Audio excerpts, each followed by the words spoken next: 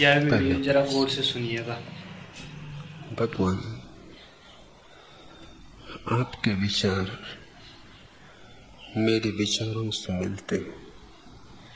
क्या मैं आपके किसी काम आ सकता हूँ? रामदास गुलाटी। यह तो मूल से ही भूल हो गई।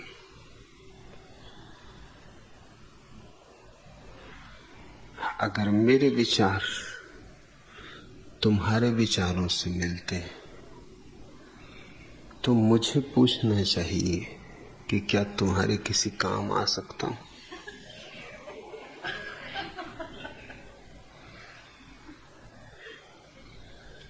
तुम्हारे पास तो पहले से ही बोध है। तुम्हें तो शिष्यों की तलाश है, गुरु की नहीं।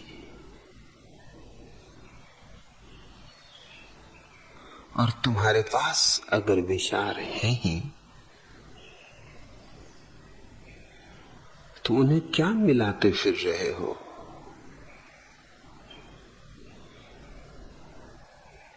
लेकिन यही स्थिति बहुत लोगों की है, कहें या न कहें। तुमने बात सीधी सीधी कह दी। चंडीगढ़ से हो, पंजाबी हो, तुम्हें बात कहनी ना आई। नहीं, लोगों का मतलब यही होता है जो तुम कह रहे हो, लेकिन कहते वो जरा और ढंग से, जरा छिपा के कहते। तुमने नग्न सत्य कह दिया। लोगों को सत्य से कोई संबंध नहीं है। उनके विचारों से जो विचार मिलते हो वो उन्हें सत्य मालूम होते हैं। जैसे कि उनके विचार सत्य हैं, इसमें तो संदेह का कोई सवाल ही नहीं। सत्य तो उन्होंने पाया ही हुआ है।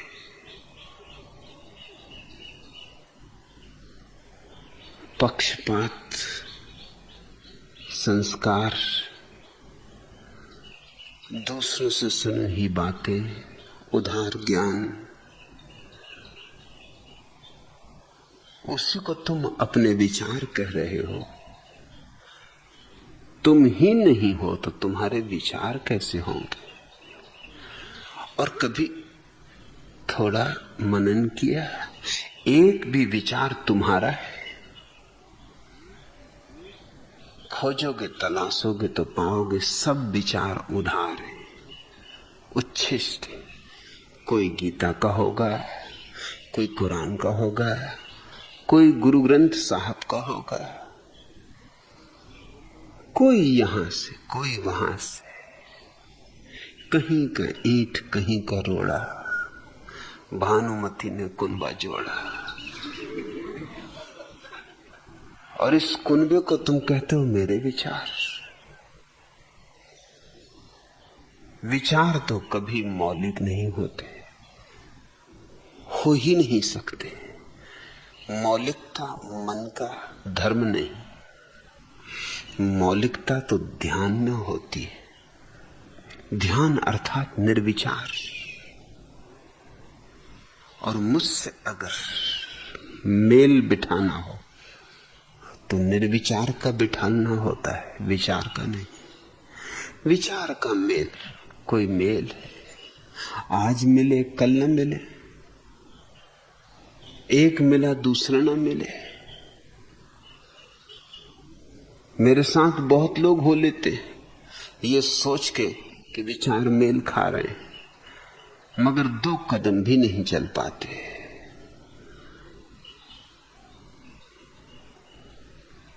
क्योंकि मैं किसी विचार से बंधा हुआ नहीं हूं।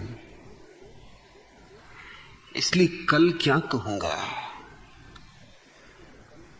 आज उसका कोई निर्णय नहीं हो सकता। हो सकता है कल कोई एक बात कह दूं जो तुमसे मेल ना खाए, बस नाता रिश्ता टूटा, फिर हुआ तलाक। जब विचार मेल खाए तो सांस चले, जब विचार मेल ना खाए तो सांस टूट गया। सीधा गणित है। विचार का कोई नाता मुझसे नहीं हो सकता। मैं कोई राजनेता नहीं हूं। राजनेता तुम्हारे विचारों को देख के बोलता है। वो ये सोच के बोलता है जो तुमसे मेल खाए वही बोलता है। इस ढंग से बोलता है कि कहीं मेल ना टूटे। उसे तुम्हारा शोषण करना है। वह अनुयायी चाहता है, सेवक चाहता है। मुझे ना अनुयायी चाहिए ना सेवक चाहिए। मुझे कुछ भी नहीं चाहिए। मेरा कोई काम बचा भी नहीं। मेरा काम पूरा हो चुका।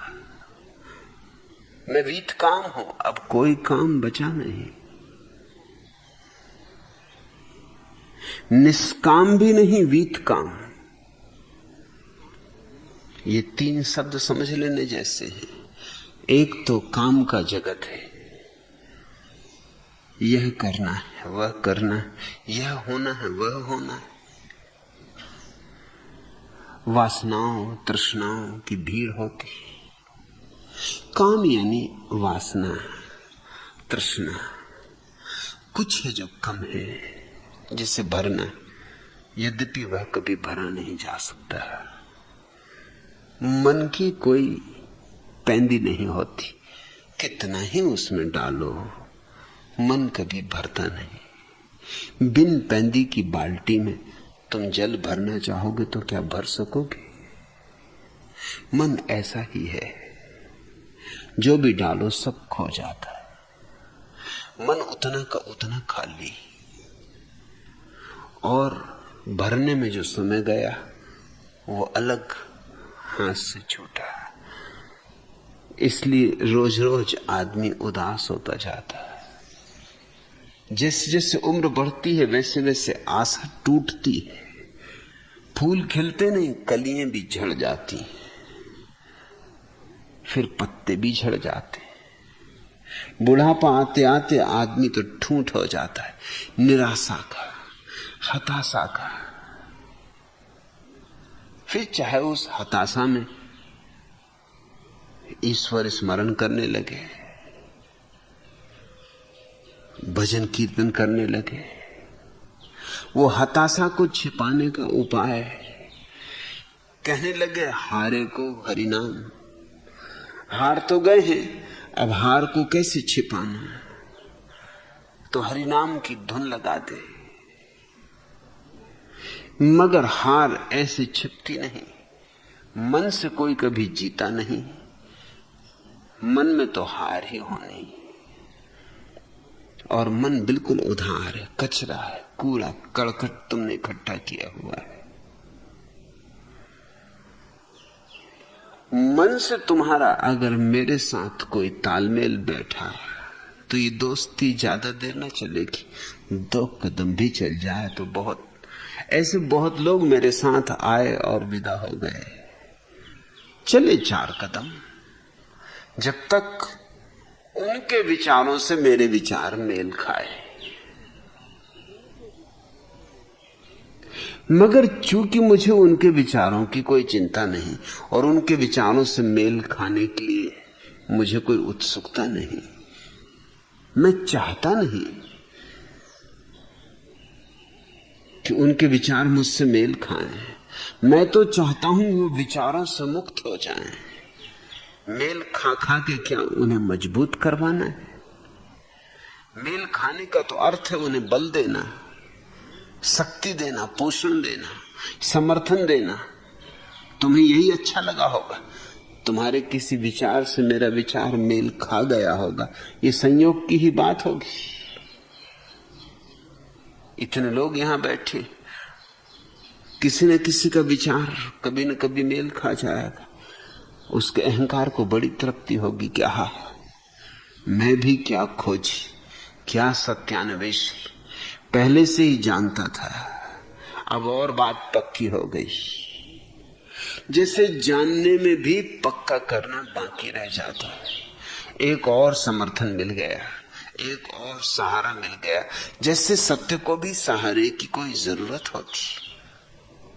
सहारे की जरूरत झूठ को होती, इसलिए विचार तर्क मांगता है, सहारे मांगता है, शास्त्रों के द्वारा समर्थन मांगता है।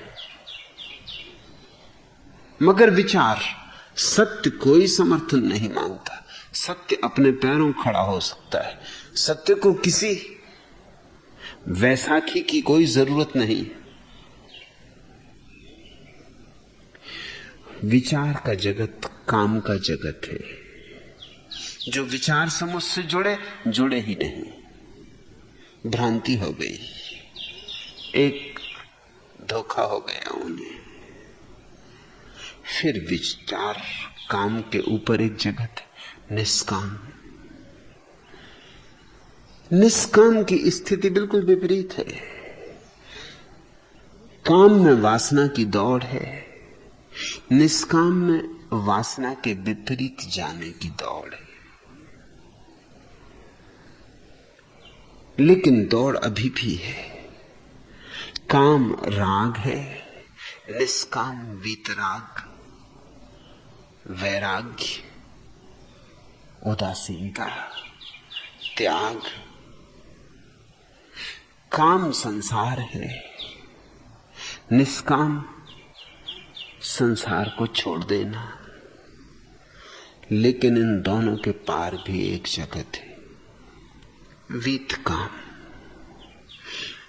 न वासना रही, न निर्वासना रही।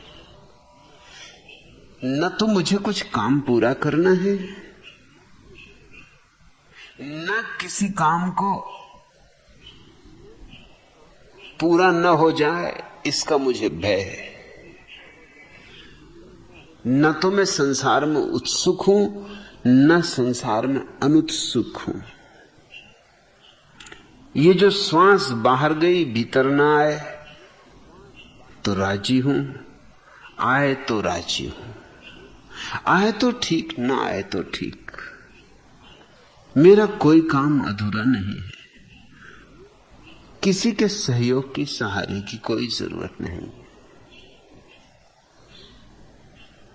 और फूल इतने धोखा दे जाते हैं कि अब कांटों का कौन भरोसा करे।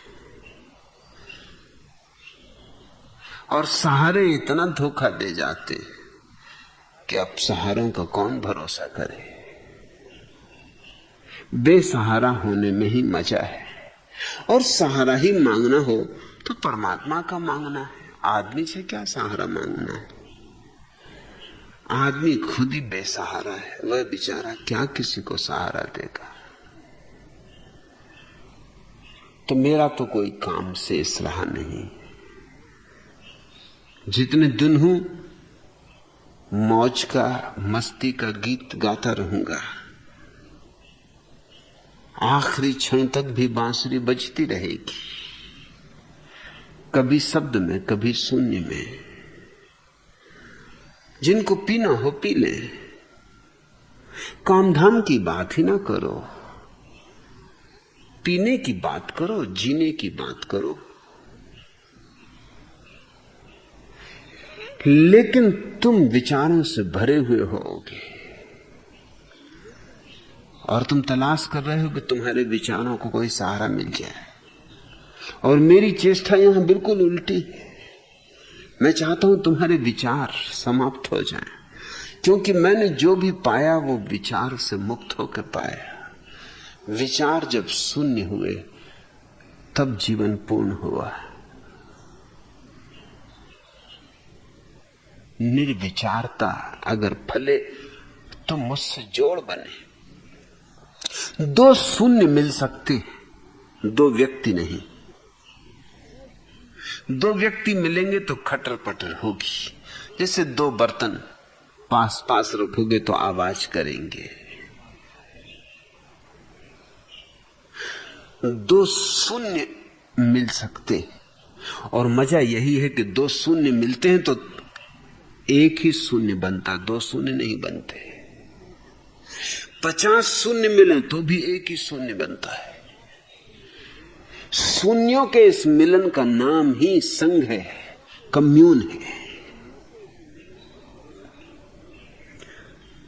मेरे सन्यासी जो मुझसे मिल रहे हैं वो शून्य होके मिल रहे हैं। ये सन्यासियों का जो संघ, इसमें बहुत लोग नहीं जुड़ रहे हैं। ये यूं है जैसे सागर में नदियां आती हैं और लीन हो जाती। बहुत कोई बचते नहीं, अलग अलग कोई बचते नहीं। गंगा अपना गंगापन छोड़ देती, यमुना अपना यमुनापन छोड़ देती, सब सागर के ही स्वाद में एक हो जाते, सभी नमकीन हो जाते। जुड़ना हो मेरे साथ तो शून्य में जुड़ो, मगर शून्य में जुड़ने के लिए बड़ा साहस चाहिए। अभी तो तुम सन्यासी भी नहीं हो, क्या खाक। तुम कहते हो आपके विचार मेरे विचारों से मिलते। अब क्या मैं तुमसे सन्यास लूं, क्या करूं?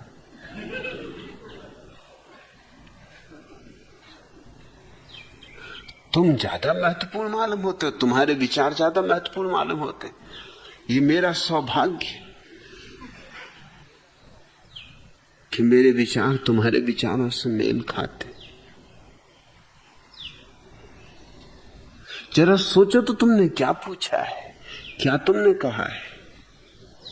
तुम ये भी ना कह सके कि तुम्हारे विचार मुझसे मेल खाते, नहीं मेरे विचार तुमसे मेल खाते। तुम हो आधार, तुमसे मुझे मेल खाना चाहिए।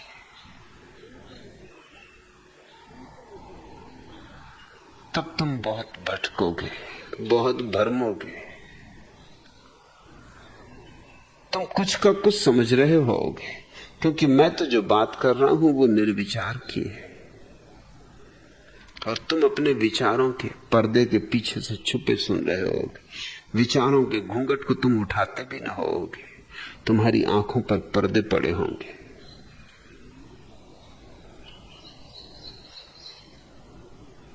नौकर जब 8 बजे आया तो मालिक ने गुस्से में कहा, मैंने तुमसे बोला था कि 6 के लिए अलार्म भरकर सोया कर, फिर इतनी देर कैसे हो गई? नौकर ने जवाब दिया, हुजूर मेरे घर में 7 जन, मैंने 6 के लिए अलार्म भरा था, बाकी 6 तो समय पर जाग गए, मैं ही अकेला बच रहा। अब आप बताइए मेरी क्या गलती? 6 के लिए अलार्म भर दिया था, सो 6 उठ गए, अब 7वां कैसे उठे? तुम कुछ का कुछ सुन रहे होगे। तुमने जो कहा है उससे जाहिर हो गया, तुमने नाहक अपने को उखाड़ दिया, तुम नाहक नंगे हो गए। मम्मी की अनुपस्थिति में 12 वर्षीय फरीदा को मेहमानों के लिए चाय बनानी पड़ी। एक मेहमान बोला, यार नसरुद्दीन, तुम्हारी बेटी के हाथों बनी चाय में तो मजा आ गया। फरीदा ने दरवाजे की ओर से ही झांक कर कहा, चाचा जान, यदि दूध में बिल्ली ने पेशाब न की होती तो और भी ज्यादा मजा आता।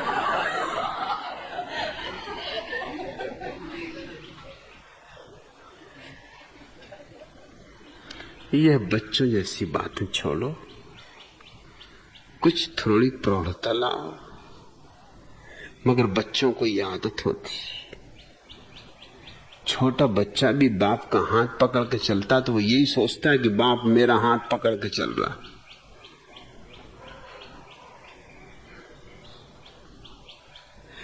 8 साल का हरी अपने पिताजी के साथ दिल्ली जा रहा था।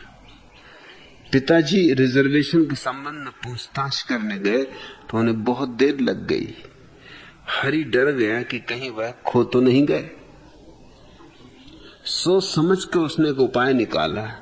पूछताछ के काउंटर पर जाकर उसने लाउड स्पीकर पर घोषणा के लिए एक कागज लिखकर बढ़ाया, हरी के पिता श्री देवकृष्ण खो गए, वे सफेद पतलून और नीला बुशर्ट पहने हुए, उनके माथे पर बहुत कम बाल और आगे के ऊपर वाले 4 दांत नदारत।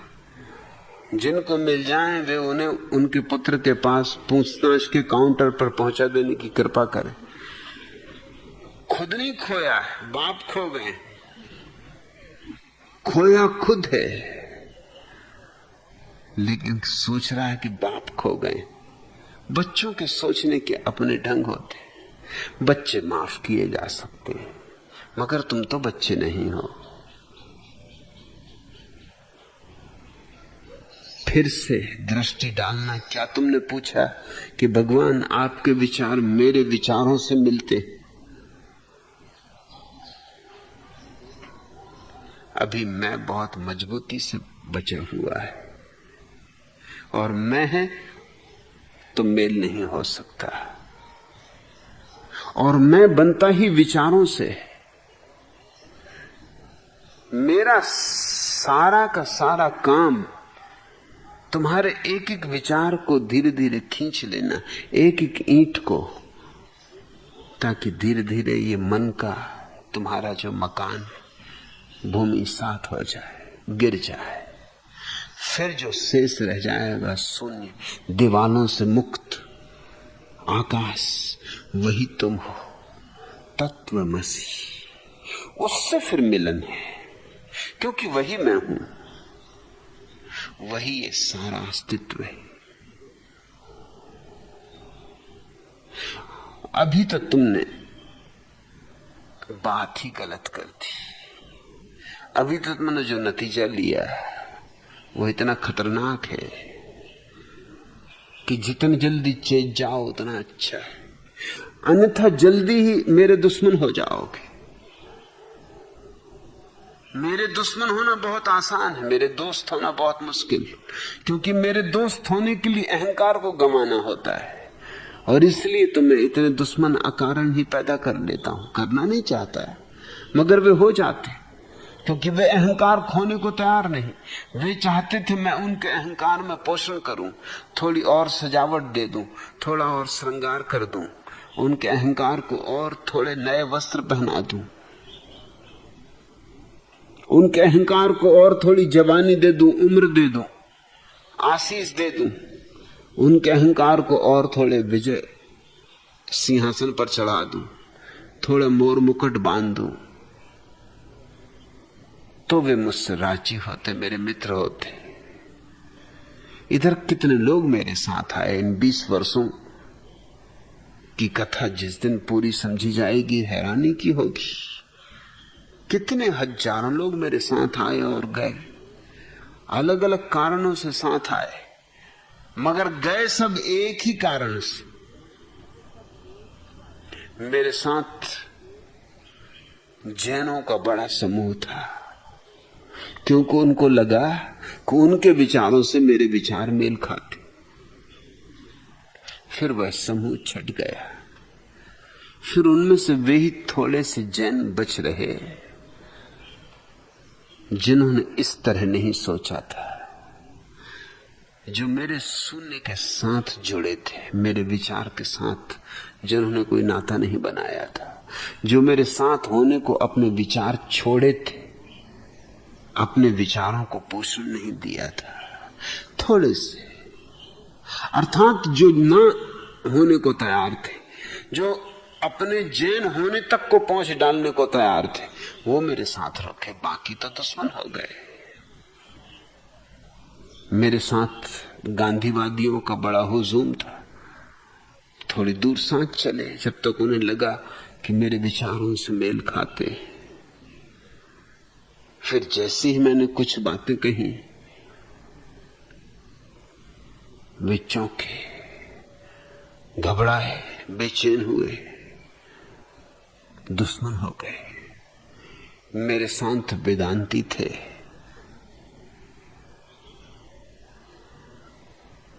जब तक उन्हें ऐसा लगा कि मैं वेदांत की बात कर रहा हूं, तब तक मेरे साथ थे। जैसे ही उन्हें लगा कि यह बात तो कुछ आगे निकल गई, यह बात तो कुछ और हो गई, छोड़ भागे, दुश्मन हो गए। बहुत तरह के लोग मेरे साथ थे, समाजवादी मेरे साथ थे, साम्यवादी मेरे साथ थे, लेकिन उनमें से कुछ थोड़े से लोग टिकते रहे। वे थोड़े से लोग एक ही कारण से टिके, जो गए अलग अलग कारणों से आए थे, अलग अलग कारणों से गए, उनके अलग अलग विचार थे।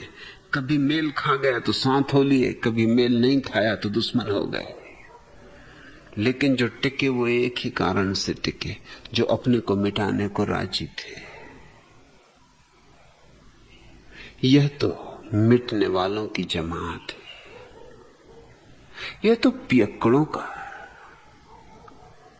जगत है। तुम तो बहुत होश वाले मालूम पड़ते हो, तुम तो गणित बिठा रहे हो, तुम तो सोच रहे हो ठीक है, यही बात तो मैं सोचता था, यही बात तो मैं सोचता था, तो मैं बिल्कुल ठीक सोचता था, तो मैं आदमी बिल्कुल ठीक हूं। तुम किसी झंझट में पड़ोगे। चंदूलाल अपने मित्र से कह रहा था, अरे अहमक, तुम तो दूसरी शादी के विरुद्ध थे, फिर तुमने शादी कैसे कर ली? अहमक अहमदाबादी ने कहा, चंदूलाल तुम समझे नहीं, मुझे बिल्कुल अपने विचारों की लड़की मिल गई, वही भी दूसरी शादी के विरुद्ध थी।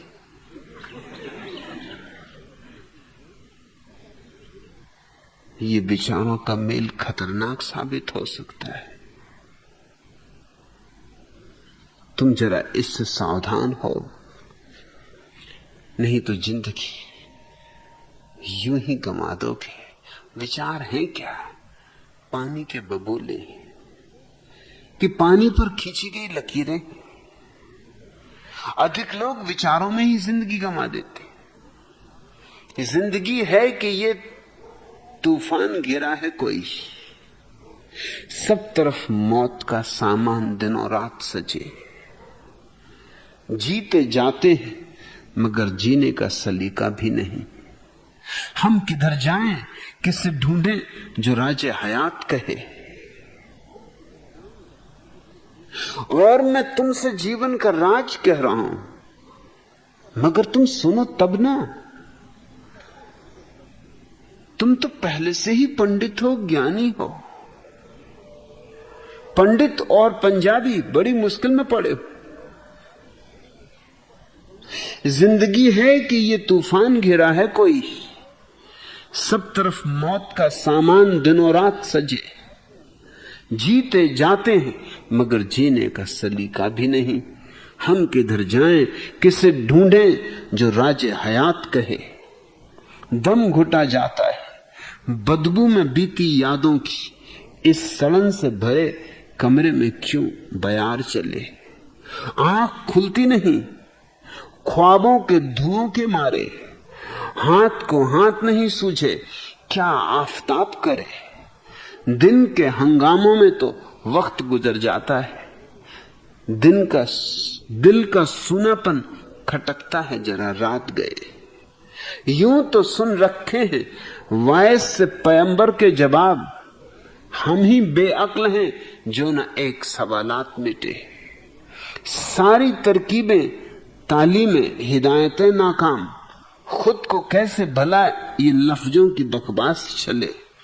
उलझने बढ़ती चली जाती हैं हर रोज इधर, किसको फुर्सत है जो कभी खुद पे ख्यालात करे। जिंदगी मुश्किल यहां, मौत बहुत सस्ती है, बिन खरीदे ही लगा लेती अकस्मात गले। गम के बोझों से कमर झुकती चली जाती है, सांस टूटेगी लगता है इसी पहाड़ तले। जिंदगी है कि ये तूफान घिरा है कोई, सब तरफ मौत का सामान दिनों रात सजे, जीते जाते हैं मगर जीने का सलीका भी नहीं। हम किधर जाएं, किसे ढूंढें जो राजे हयात कहे।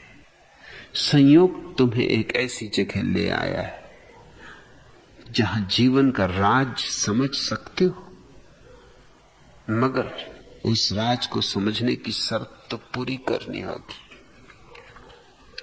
शर्त एक ही है, छोटी कहो बड़ी कहो, शर्त एक ही है, निर्विचार होकर सुनो। मैं तुम्हें विचार नहीं दे रहा हूं। मैं कोई विचारक नहीं हूं, मैं कोई दार्शनिक नहीं हूं, मैं कोई जीवन का फलसफा निवेदन नहीं कर रहा हूं।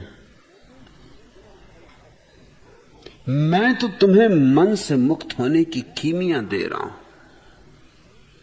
और एक तुम हो कि तुम कुछ का कुछ समझे चले जा रहे हो।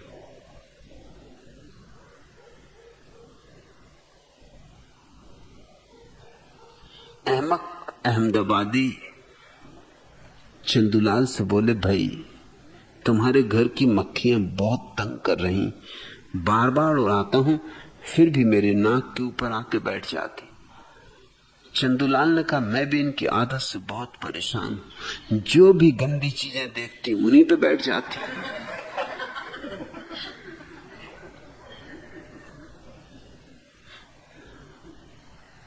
विचार भी मक्खियों जैसे हैं, अजीब अजीब चीजों पर बैठ जाते हैं, भिन भिन करते रहते हैं, भीतर भिन भिनाते रहते हैं। इनकी भिन भिनाहट में ही तो तुम विक्षिप्त हुए जा रहे हो। रामदास गुलाटी, छूटो इस भिन भिनाहट से, छूटो इन मक्खियों से,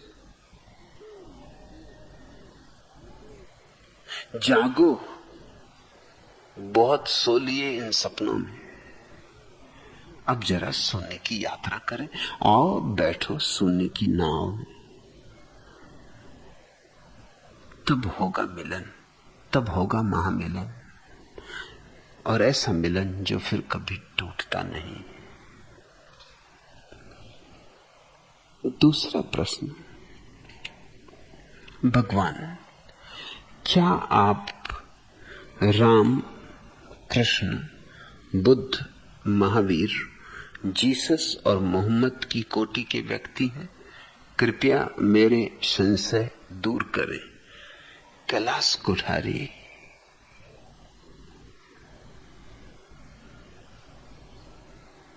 राम राम है, कृष्ण कृष्ण, बुद्ध बुद्ध, मैं हूं। न तो वे मेरी कोटि के व्यक्ति हैं, न मैं उनकी कोटि का व्यक्ति हूं। इस दुनिया में दो व्यक्ति एक जैसे होते ही नहीं, कोटियां तो होंगी कैसे। तुम वस्तुओं की बातें कर रहे हो या आदमियों की? और ये तो फिर आदमियों में भी आदमी, ये तो फूलों में भी फूल। इनकी कोई कोटियां होती? राम जैसा कोई दूसरा व्यक्ति हुआ? क्या तुम सोचते हो राम और कृष्ण एक ही कोटि के व्यक्ति हैं? कोई तालमेल दिखता है तुम्हें राम और कृष्ण में? राम है मर्यादा पुरुषोत्तम, फूंक फूंक के कदम रखते हैं,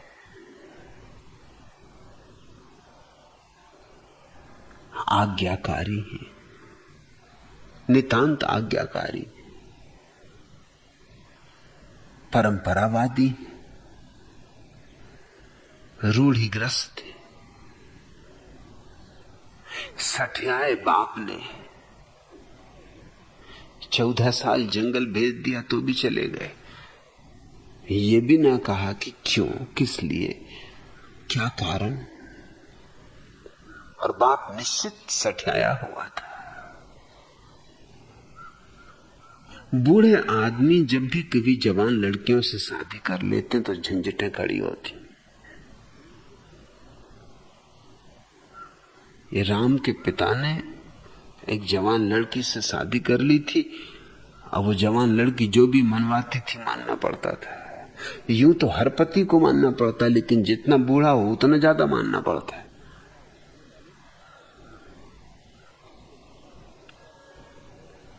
इसने एक बिल्कुल बेहूदी, असंगत, अन्यायपूर्ण बात मनवा ली कि 14 साल के लिए राम को वनवास दे दो। और दशरथ ये भी न कह सके कि इसकी तुक क्या है, खैर दशरथ न कह सके ठीक थी, मगर राम में बगावत तो है ही नहीं। राम तो बिल्कुल जी हजूर है। क्रांति तो है ही नहीं, क्रांति की चिंगारी तो है ही नहीं। एकदम आज्ञाकारी, बिल्कुल गोबर गणेश। अगर मैं राम की कोटि का हूं भी तो भी इंकार कर दूं, उनके साथ मैं नहीं बैठ सकता, मेरी उनसे ना बनेगी। मेरे पिता अगर मुझसे कहते कि 14 साल जंगल चले जाओ, 14 साल की तो बात दूर, 14 मिनट के लिए भी कहते तो मामला आसान नहीं था। मैं तो वही करूंगा जो मुझे ठीक लगता है। मैं तो इंच भर अपने अनुभव, अपने बोध से अन्यथा नहीं कर सकता हूं। चाहे लाख कोई कहे, पिता कहे, सारी परंपरा कहे, शास्त्र कहे, पंडित पुरोहित कहे, राम पंडित पुरोहितों को खूब जचे, इसलिए राम की कोई हैसियत भगवान की नहीं है। लेकिन पंडित पुरोहितों ने राम को भगवान का पर्यायवाची कर दिया। राम शब्द भगवान का पर्यायवाची हो गया, कृष्ण शब्द भगवान का पर्यायवाची नहीं हुआ, ख्याल रखना। बुद्ध शब्द भगवान का पर्यायवाची नहीं हुआ। इस देश में कोई दूसरा नाम भगवान का पर्यायवाची नहीं हुआ। राम भगवान का पर्यायवाची हो गया। राम कहा यानी भगवान कहा। राम को जपो यानी भगवान को जपो। राम यानी अल्लाह, राम यानी खुदा। क्यों पंडित पुरोहितों ने राम के नाम को इतना ऊपर चढ़ा दिया? कारण है क्योंकि अतीतवादी है राम। बाप की ही नहीं मानी। बाप की मानना तो केवल प्रतीक है। बाप की मानना मतलब बीते की मानना, व्यतीत की मानना, जो जा चुका उसकी मानना, जो मर चुका उसकी मानना, जो सड़ चुका उसकी मानना। अतीत को मानने का नाम वो तो प्रतीक है बाप को मानना। बाप यानी अतीत। और जो अतीत को मानता वो पंडित को भी मानेगा, पुरोहित को भी मानेगा। कैसी कैसी मूर्खतापूर्ण बातें राम ने मान ली। पंडितों ने कह दिया कि शूद्र के कान में शीशा पिघला के डाल दो, क्योंकि मनु स्मृति कहती कि कोई शूद्र अगर वेद सुन ले तो उसके कानों में शीशा पिघला के डाल देना चाहिए। राम ने डाल दिया। मैं ये न कर सकूंगा। शीशा से दूर पिघलाया हुआ किसी शूद्र के कान में पानी भी नहीं डाल सकूंगा। मैं कैसे राम की कोटि में हो सकता हूं? मैं परंपरा मुक्त, मैं परंपरा विद्रोही। राम से मेरा क्या लेना देना हो सकता है? राम को तो मैं भगवान भी मानने को राजी नहीं। ये देश जिस दिन राम से मुक्त हो जाएगा उस दिन इस देश में क्रांति होगी। उसके पहले क्रांति नहीं हो सकती, क्योंकि राम की आड़ में पंडित छिपे हैं, पुरोहित छिपे हैं, इस देश के सारे न्यस्त स्वार्थ छिपे। वो सब बच्चों को बचपन से सिखाना शुरू कर देते कि राम जैसे बनो। देखो क्या मर्यादा, क्या पिता की आज्ञा। मैं इन बातों का कोई मूल्य नहीं मानता। आज्ञाकारिता का जो इतना गुणगान किया जाता है, वो कौन करता है गुणगान? वो वे ही लोग गुणगान करते हैं आज्ञाकारिता का जो समाज में कोई रूपांतरण नहीं देखना चाहते। मैं बगावती हूं। मैं इस जिंदगी को बदला हुआ देखना चाहता हूं। आदमी दुख में बहुत जी लिया, नरक में बहुत जी लिया। ये पृथ्वी स्वर्ग बन सकती, तो राम की कोटि का तो मैं नहीं हूं, कृष्ण की कोटि का भी मैं नहीं हूं। क्योंकि कृष्ण में सब तरह की राजनीति है। मेरे जीवन में राजनीति से कोई लेना देना नहीं। कृष्ण धोखाधड़ी भी करने में कोई संकोच नहीं करते।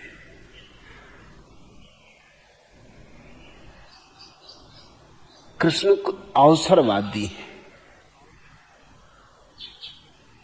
जैसा मौका देखे वैसा करने को राजी हो जाते। उनके जीवन में और मेरे जीवन में क्या तालमेल हो सकता है? कृष्ण तो युद्ध को छोड़ के भाग गए, इसलिए तो उनका एक नाम बन गया रणछोड़ दास जी। हम होशियार हैं अच्छे नाम देने में। भगोड़ा ना कहा, रणछोड़ दास जी का। और कृष्ण तो बेईमान भी साबित हुए। वचन दिया था कि शस्त्र नहीं उठाऊंगा युद्ध में, और शस्त्र उठा लिया, वचन का भंग कर दिया। वचन वगैरह की कोई कीमत नहीं, कोई मूल्य नहीं, जिससे राजनेता बदल जाते हैं, अभी कुछ कभी कुछ, क्या कहते हैं क्या करते हैं कुछ हिसाब नहीं। कृष्ण ने मालूम किन किन की स्त्रियां चुरा लाए, 16,000 स्त्रियां इकट्ठी कर ली।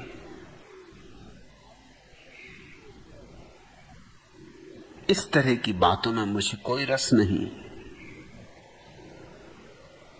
कृष्ण की गीता से भी मैं पूरी तरह राजी नहीं हूं, क्योंकि वह मूलतः हिंसा का संदेश है, प्रेम का नहीं, शांति का नहीं। और कृष्ण की गीता असंगतियों से भरी, विरोधाभासों से भरी, क्योंकि चेष्टा है कि उस समय तक जो भी धर्म की धारणाएं थी सबको किसी तरह समाहित कर लिया जाए। राजनेता हमेशा यह हरकत करते, गांधी भी यही हरकत में लगे हुए थे, इसलिए वो गीता को माता कहते थे। कहेंगे ही गीता माता, क्योंकि वही गोरखधंधा वो भी कर रहे थे। अल्लाह ईश्वर तेरा नाम, सबको सन्मति दे भगवान। न अल्लाह से मतलब है, न ईश्वर से मतलब है, न सबको सन्मति मिले इससे मतलब है। मतलब कुछ और है। मतलब यह है कि यह हिंदुस्तान बट ना जाए। राजनेता हमेशा बड़ा देश चाहता है, छोटे देश से घबराता है। जितना छोटा देश उतनी छोटी उसकी राजनीति, उतनी सीमित उसकी राजनीति। गांधी राम के भी बड़े भक्त थे। अंतिम समय भी जब गोली लगी तो उनके मुंह से हे राम निकला।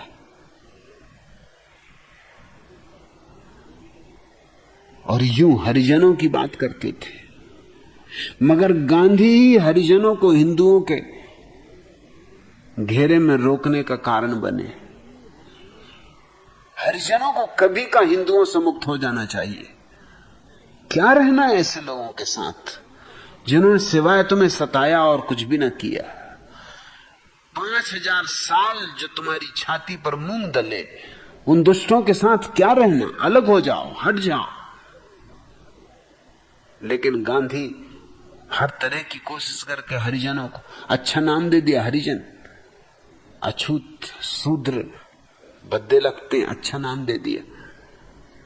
रहे आओ, सब तरह समझा बुझा के उनको रखने की कोशिश की।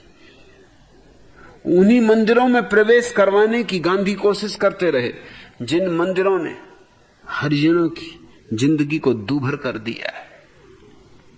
मुझसे कोई कहे कि हरिजनों को मंदिर प्रवेश मिलना चाहिए, मैं तो कहूंगा कि हरिजनों को अगर ब्राह्मण पैर भी पड़े हो कहे हमारे मंदिर आओ तो नहीं जाना चाहिए। ये मंदिर प्रतीक है गुलामी के, ये इन्हीं हरिजनों को सताने के प्रतीक है, ये इन्हीं के खून के गारे से बने। इन मंदिरों में कदम नहीं रखना चाहिए, थूकने भी नहीं जाना चाहिए।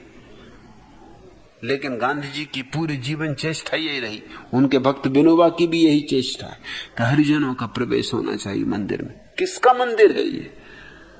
मतलब हिंदू के घेरे के बाहर हरिजन न चला जाए, नहीं तो और ताकत कम हो जाएगी और राजनीति टूट जाएगी। हरिजन को भी रोक लो, पाकिस्तान भी ना बने ये भी रोक लो, इसलिए अच्छी अच्छी बातें करो, धर्म की, भजन कीर्तन करो।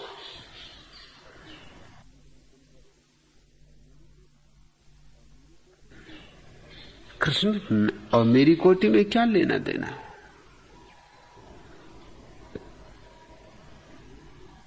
बुद्ध को हुए 2500 वर्ष हो गए। 2500 वर्ष में तुम सोचते हो आदमी वहीं का वहीं। मैं बुद्ध के 2500 साल बाद आया। 2500 साल में आदमी ने बहुत विकास किया है, बहुत। बुद्ध तो डरते थे स्त्रियों को संन्यास देने में, और मैंने स्त्रियों के हाथ में पूरा का पूरा संघ समर्पित कर दिया है। बुद्ध तो वर्षों तक इंकार करते रहे कि स्त्रियों को संन्यास नहीं दूंगा, क्योंकि उनको भय था अगर स्त्रियां संघ में सम्मिलित हुई तो मेरा धर्म नष्ट हो जाएगा। ये भी क्या धर्म हुआ जो स्त्रियों के सम्मिलित होने से नष्ट हो जाता हो? बड़ा कमजोर धर्म हुआ जिसको स्त्रियां नष्ट कर दें। लगता है बुद्ध अभी भी यशोधरा से डरे हुए, अभी भी कहते हैं ना कि दूध का जला छाछ भी फूंक फूंक के पीने लगता है। पता नहीं यशोधरा ने कितना सताया होगा कि ऐसी घबराहट छा गई कि बुद्धत्व आ गया, ज्ञान को उपलब्ध हो गए, मगर वो यशोधरा का डर जो समाया है वो नहीं निकलता। स्त्रियों को इंकार करते थे, नहीं सम्मिलित करेंगे, और कहा भी जब सम्मिलित किया मजबूरी में किया, क्योंकि बुद्ध की मां मर गई थी जन्म देने के बाद ही।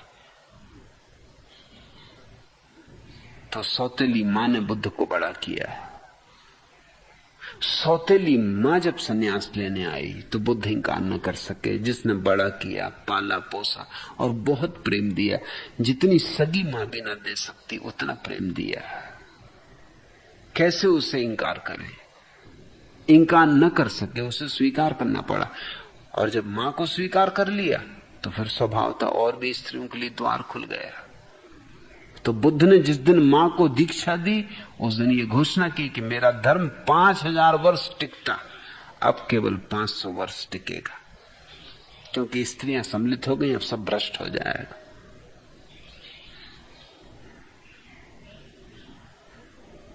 मुझे तुम कैसे बुद्ध की कोठी में रख सकते हो?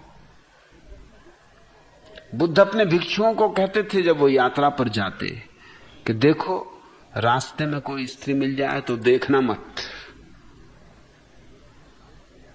मेरा कहीं तालमेल बैठ सकता है। मैं तो कहूंगा रास्ते में कोई स्त्री मिल जाए तो जी भर के देख लेना, फिर लौट लौट के न देखना पड़े। थोड़ी दूर लौट के भी उसके साथ चलना पड़े तो चल पड़ना, थोड़ी दूर चल के साथ साथ देख ही लेना, ठीक से देख लेना, ताकि सपने में ना आए,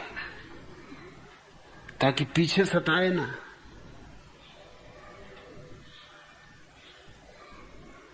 बुद्ध कहते थे स्त्रियों को देखना ही मत।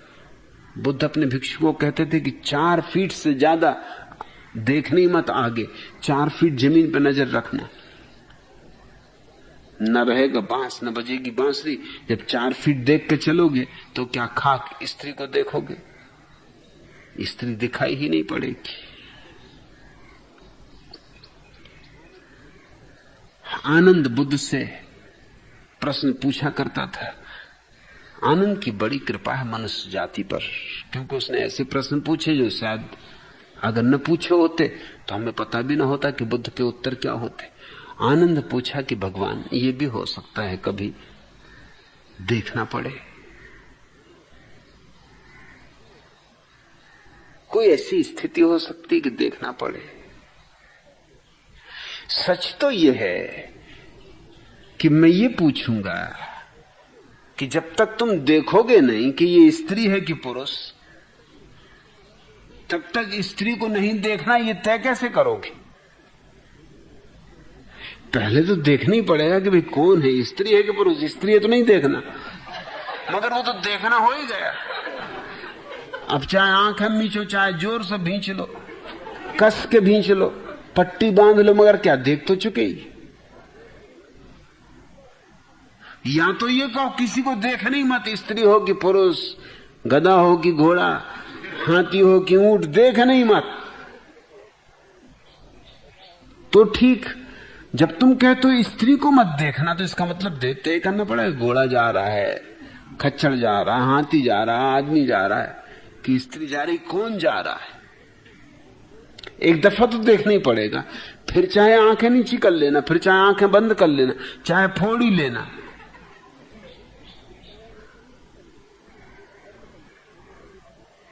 तो मैं तो ये मानता हूं कि जब तक तुम स्त्री को देखोगे नहीं, तब तक नहीं देखने का सवाल ही नहीं उठता। और जब देख ही लिया तो अब क्या खाक नहीं देखना। अरे अब देख ही लो,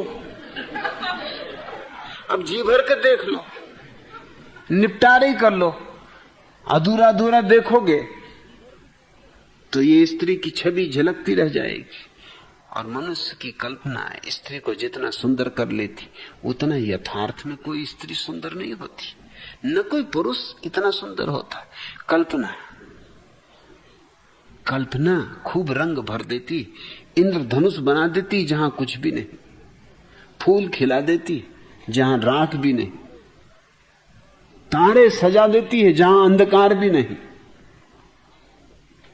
रात को दिन बना देती, मिट्टी को सोना कर देती। कल्पना जादू है।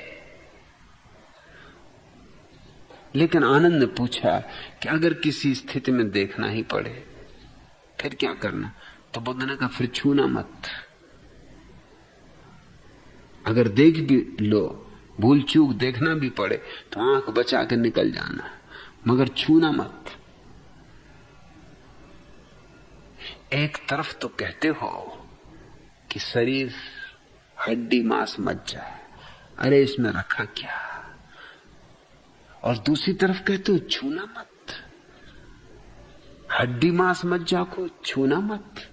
एक तरफ कहते हो शरीर तो मिट्टी का पुतला, और दूसरी तरफ कहते हो छूना मत। दोनों बातों में विरोध है। अगर शरीर मिट्टी का पुतला है तो छुओ न छुओ बराबर। मिट्टी को तो छूते हो रोज, मिट्टी से तो बच के नहीं चलते। बुद्ध ने तो अपने भिक्षुओं को कहा जूते मत पहनना। अगर ये बात सच थी कि मिट्टी को छूने में खतरा है, तो बुद्ध के भिक्षु को तो जूता निकालने नहीं चाहिए, चाहे रात सोए, चाहे कुछ भी करे, भोजन करे, जूता तो डांटे रहना चाहिए, क्योंकि कहीं मिट्टी छू जाए।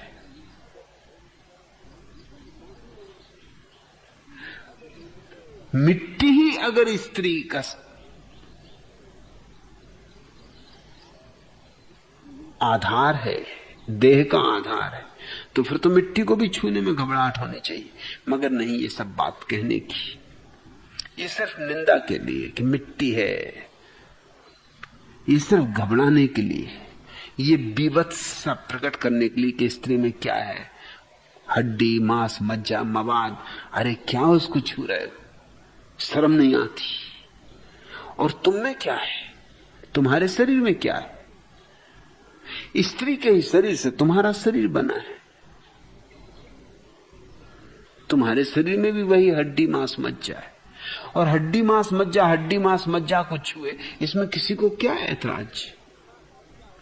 अरे हड्डी मांस मज्जा से निकली, हड्डी मांस मज्जा ही है, इसमें इतना क्या परेशान होना? बुद्ध ने कहा छूना मत, लेकिन आनंद भी एक था। उसने कहा कोई ऐसी स्थिति भी हो सकती कि छूना पड़े। समझो कि कोई स्त्री गिर गई और उसको उठाना पड़े, न हो स्त्री कोई भिक्षुणी गड्ढे में गिर जाए तो उसको निकालना पड़े, तो छूना कि नहीं? तो बुद्ध ने कहा छूना पड़े तो छू लेना, मगर बोलना मत। देख रहा क्या शतरंज की चालें चली जा रही हैं। इधर आनंद भी चाल चला जा रहा है, उधर बुद्ध भी चाल चलते हो कि इधर बोलना ही मत।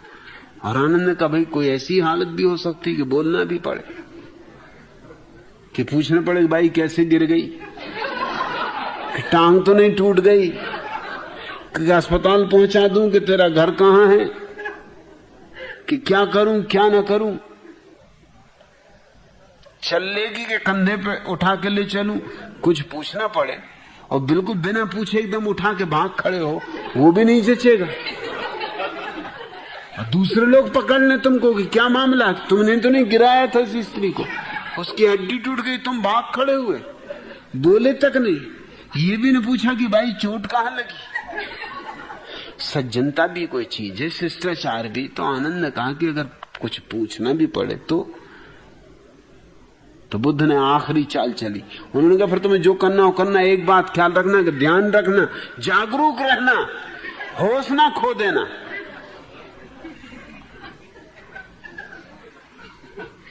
मुझे तुम बुद्ध की कोटि में कहां रखोगे?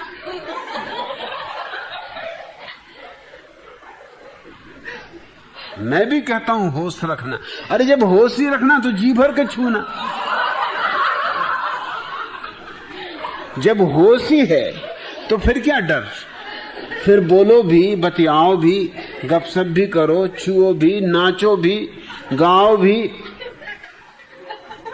जब होश ही है, ये तो होश न हो उनके लिए ये बातें ठीक थी बुद्ध ने जो कही, और जिनमें होश नहीं है वो अगर न भी देखेंगे तो क्या होगा, बच के भी निकल जाएंगे तो क्या होगा।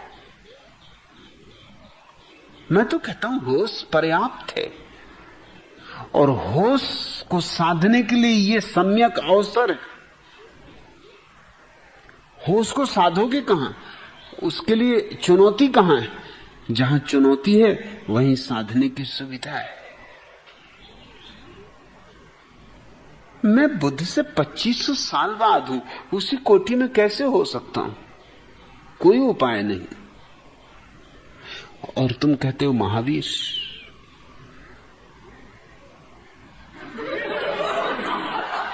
महावीर से मेरा क्या तालमेल बिठाओगे?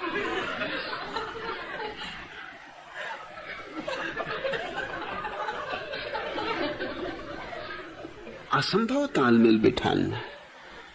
महावीर मानते हैं शरीर को दमन करने में, सताने में, गलाने में। मैं शरीर का दुश्मन नहीं, मैं तो शरीर को मंदिर मानता हूं। मैं तो कहता हूं शरीर को प्रेम करो। शरीर परमात्मा की देन है, किसी पाप का फल नहीं। शरीर को स्वस्थ रखो, सुंदर रखो, सजाओ। महावीर शरीर के बड़े दुश्मन है। वो तो कहते भूखे मरो, अनशन करो, उपवास करो। मैं तो सम्यक आहार पर भरोसा करता हूं। न ज्यादा खाओ न कम, दोनों दुश्मनी। ज्यादा खाओ तो शरीर के साथ दुश्मनी, कम खाओ तो शरीर के साथ दुश्मनी। उतना खाओ जितना शरीर को जरूरत है, न कम न ज्यादा। उतने सो जितना शरीर को जरूरत है। महावीर तो तपस्वी है, मैं तो तपस्या के पक्ष में नहीं। मैं तो तपस्या को एक तरह की हिंसा मानता हूं। कुछ लोग दूसरों को सताते हैं, कुछ लोग खुद को ही सताते हैं। दुनिया में दो तरह के सताने वाले लोग। जो दूसरों को सताते हैं वो कम से कम बेहतर हैं उनसे जो खुद को सताते हैं, क्योंकि दूसरे को सताओगे तो दूसरे को कम से कम आत्मरक्षा का उपाय तो है। तुम तलवार चलाओ तो वो ढाल तो उठा सकता है, भाग तो सकता है, वो भी तो तलवार निकाल सकता है। मगर खुद को सताओगे तो कोई आत्मरक्षा का उपाय ही ना बचा। जब तुम ही सताने वाले हो, जब रक्षक ही भक्षक हो गए तो फिर तो बड़ी मुश्किल हो जाएगी। महावीर तो बाल नोचते, मैं तो बाल नोचने को पागलपन का लक्षण मानता हूं। अक्सर स्त्रियां जब गुस्से में जाती तो बाल नोचती। तुम भी जब बहुत गुस्से में होते तो समान होता कि लौच लांच के रख दो। ये तो क्रोध में, विक्षिप्तता में। लेकिन महावीर बाल नोचते। क्यों? क्योंकि उस तरह तो एक वैज्ञानिक साधन हो गया, हद हो गई उस तरह और वैज्ञानिक साधन।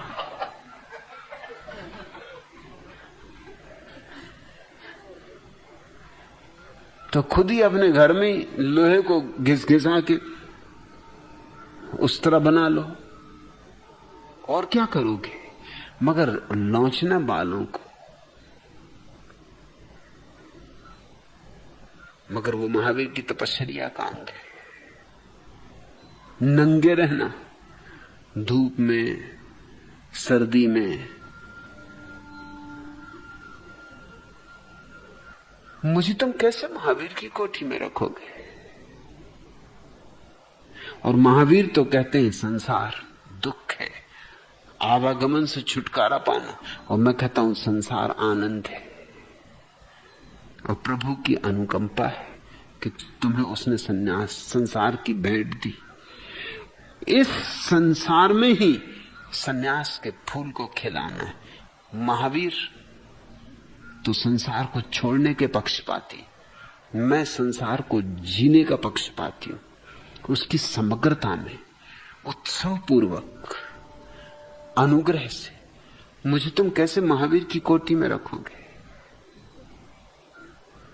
जीसस तो कहते मैं ईश्वर का बेटा हूं।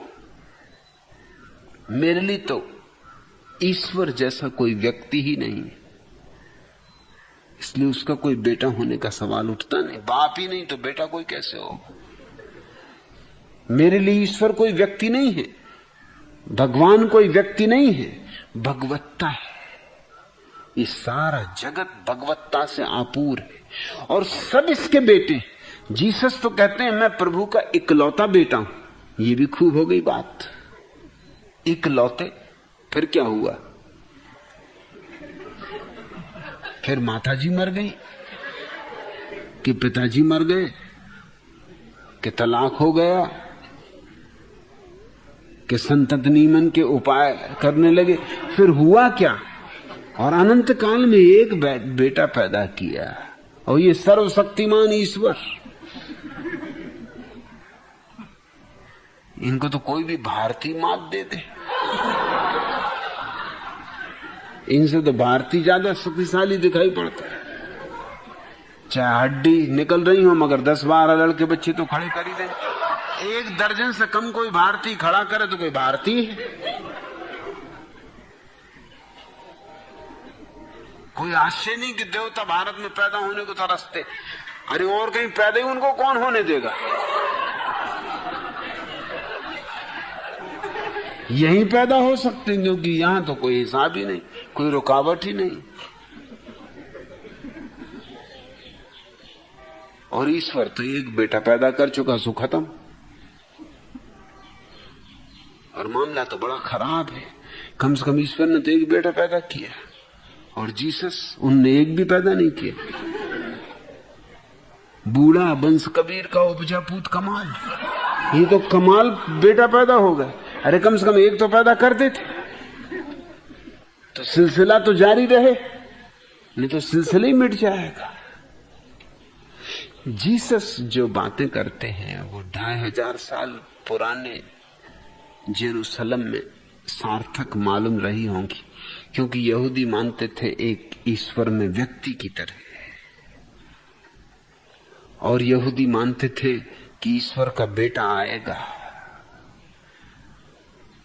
जीसस मांसाहारी थे, मैं मांसाहारी नहीं हूं। जीसस शराबी थे, मैं शराबी नहीं हूं।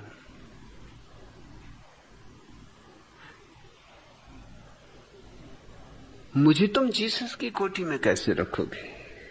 किस हिसाब से रखोगे? मुझे जीसस की कोठी में रखने का कोई उपाय नहीं। जीसस अपनी कोठी, मोहम्मद जिंदगी भर तलवार लेकर लड़ते रहे।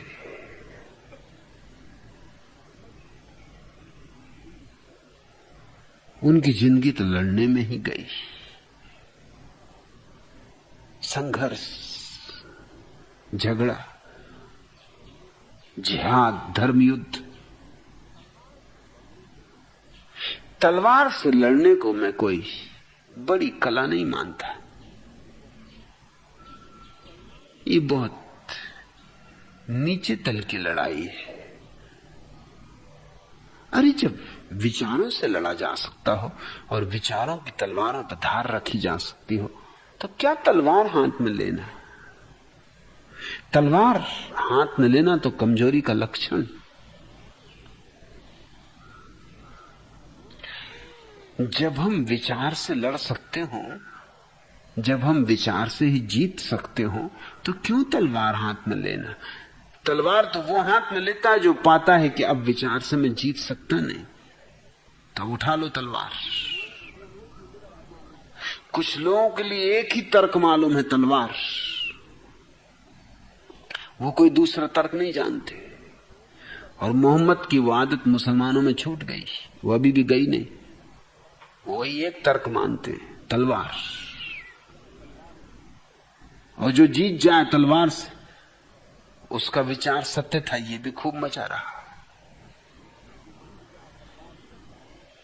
सत्य का और तलवार से निर्णय होता है तो फिर जीसस को फांसी लग गई, इनके विचार गलत हो गए। फिर तो सुकरात को जहर दे के मार डाला, सुकरात के विचार गलत हो गए। जिनने जहर दिया उनके विचार सच्चे, और जिन्होंने सूली लगाई उनके विचार सच्चे।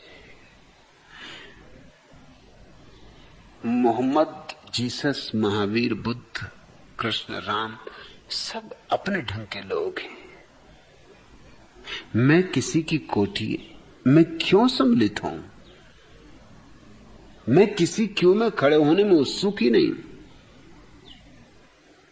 मैं अपनी कोटि का व्यक्ति हूं।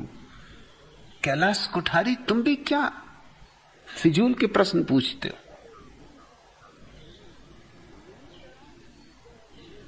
मैं ये नहीं कह रहा हूं कि मैं उनसे ऊपर हूं, वो मुझसे नीचे हैं, या वो मुझसे ऊपर है, मैं उनसे नीचे हूं।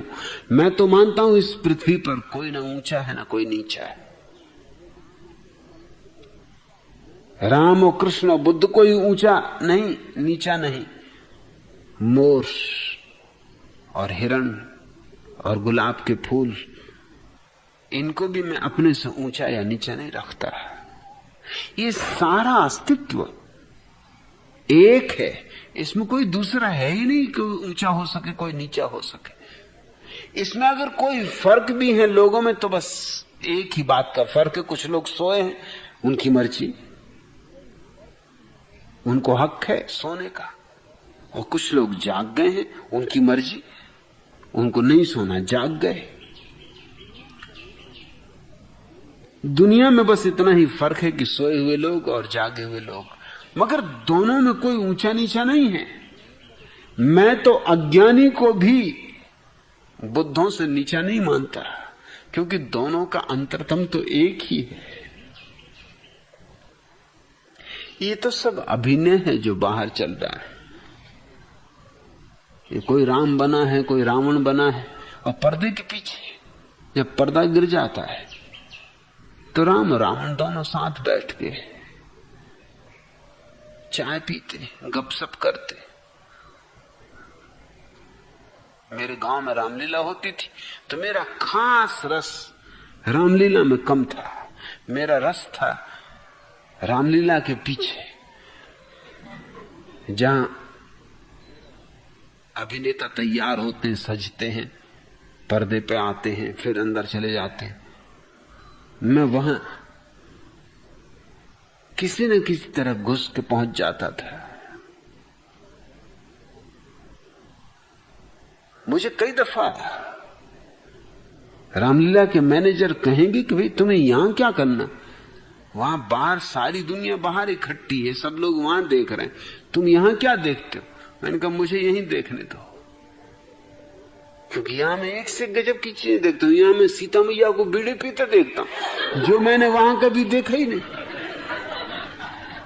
अब ये चीज है सार की, जो वक्त पे काम आएगी। और आ रही है काम, अब भी काम आ रही। यहां रामचंद्र जी को और रावण को गले में हाथ डाले देखता हूं, जो वहां कभी दिखते ही नहीं। यहां मैंने हनुमान जी को रामचंद्र जी को चपत लगाते देखा, कैसी की तैसी तेरी, और रामचंद्र जी कुछ ना कर पाए। बाहर ही हनुमान जी पूंछ दबाए हुए और बिल्कुल बैठक मार के रामचंद्र जी के पास बैठे रहते हैं कि जी हजूर, जो आज्ञा, जो हुक्म। और ऐसी चपत दी अंदर,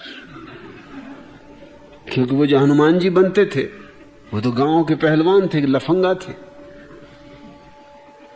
अब छठा हुआ कोई लफंगा ही बने हनुमान जी, और कौन बने?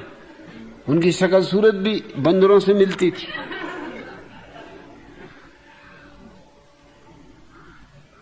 और रामचंद्र जी तो बेचारा एक छोकरा था 15-16 साल का, हनुमान जी तो उसकी मट्टी पलीत कर देंगे, ज्यादा गड़बड़ करे वहीं ठिकाने लगा देंगे, जिंदगी भर के लिए याद आ जाए कि अब कभी राम नहीं बनना।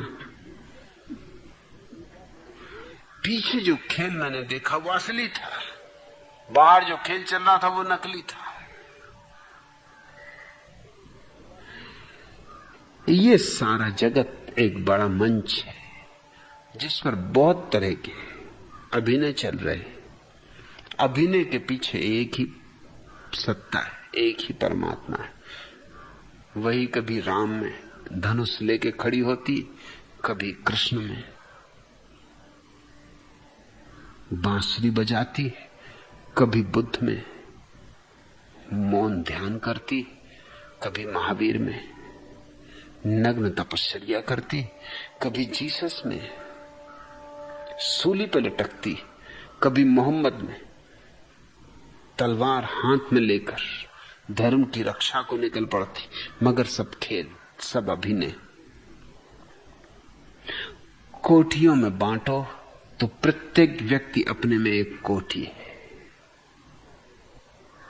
और तुम कहते हो कृपया मेरे संशय दूर करें। तुम्हारे संशय में कैसे दूर करूं? मन से मुक्त हो जाओ, संशय से मुक्त हो जाओगे।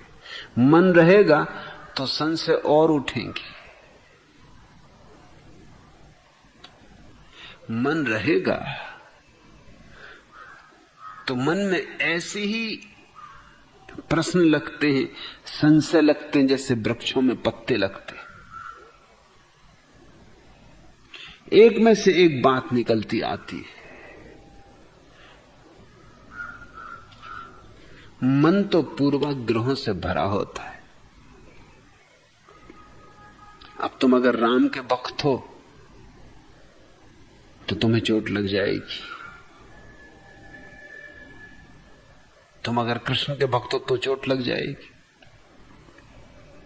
तुम अगर बुद्ध के भक्त हो तो चोट लग जाएगी। मैं तो किसी का भक्त नहीं हूं, मैं तो इन सारे लोगों में जो जो अनूठा है उसको प्रेम करता हूं। लेकिन जो नहीं है अनूठा, जो मुझे अनूठा नहीं लगता, उसे मैं साफ कह देता हूं कि ये बात कुछ अनूठी नहीं, मुझे कुछ जचती नहीं। मैंने किसी को अपना आराध्य नहीं मान लिया है, मेरा कोई आराध्य नहीं है। न राम, न कृष्ण, न मोहम्मद, न बुद्ध, न महावीर। महावीर में जो सुंदर था उस पर मैं बोला हूं, महावीर मैं जो सुंदर नहीं था उस पर मैं अभी नहीं बोला हूं, कभी जरूरत पड़ी तो बोलूंगा। दिन करीब आ रहे हैं कि शायद बोलना पड़े। बुद्ध पर जो सुंदर है उस पर मैं बोला हूं, लेकिन बहुत कुछ जो सुंदर नहीं है, जरूरत पड़ी तो उस पर भी तलवार की धार रखूंगा। तैयारी कर रहा हूं, अभी लोग इकट्ठे हो जाएं, जिनको मैं चाहता हूं वे आ जाएं, जो मेरी बात समझ सकेंगे। तो मैं दूसरा पहलू भी जरूर बोलूंगा, बिना बोले नहीं जाऊंगा, क्योंकि तो एक पहलू की बात हुई। कि मैंने गीता में जो सुंदर था उस पर बोल दिया, लेकिन बहुत कुछ है जो असुंदर है और भ्रांति हो सकती है, क्योंकि तुम्हें लगे कि सभी सुंदर है। सभी सुंदर नहीं। सभी सुंदर होता तो गीता मेरे लिए आराध्य ग्रंथ हो जाती। मेरे लिए कोई आराध्य ग्रंथ नहीं। बहुत कुछ असुंदर है जो मैंने अभी नहीं बोला है, क्योंकि अभी वो लोग तैयार नहीं है जो उसे सुन सके। अभी तो जो सुंदर है उसको बोलने में भी लोगों को अड़चन खड़ी होती, क्योंकि मेरे सौंदर्य की दृष्टि भी अलग है। और जब मैं उनकी कुरूपता उघाड़ूंगा तो निश्चित उपद्रव होने वाला है, भारी उपद्रव होने वाला है। उस उपद्रव के पहले लोग तैयार हो जाएं, इसलिए प्रतीक्षा कर रहा हूं। जल्दी वो घड़ी आएगी। मैं दोनों पहलू सामने रख देना चाहता हूं। अब तक किसी ने यह काम किया नहीं। दुश्मनों ने वह कहा जो गलत था, भक्तों ने वह कहा जो ठीक था। न मैं किसी का दुश्मन हूं न किसी का भक्त। मैं तो बिल्कुल साक्षी हूं। मैं तो पूरी बात कह देना चाहता हूं। तो मोहम्मद में जो प्रिय है वो भी कहूंगा और जो अप्रिय है वही भी कहूंगा। मैं तो बात पूरी खोल के रख देना चाहता हूं।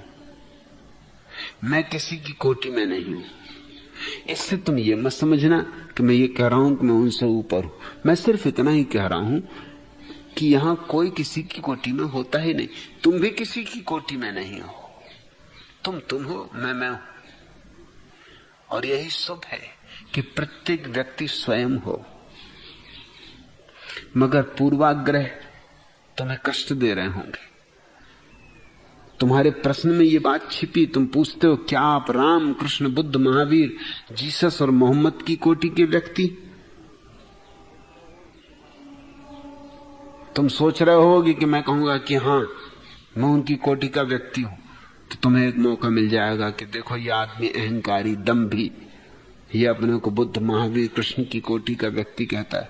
अब तुम मुश्किल में पड़ोगे, क्योंकि मैंने कहा कि मैं उनकी कोटि का नहीं, वो भी मेरी कोटि के नहीं। मेरे उत्तर की तुम पहले से अपेक्षा करनी मत, क्योंकि मेरे उत्तर का कुछ हिसाब नहीं। मैं कोई भरोसे का आदमी नहीं।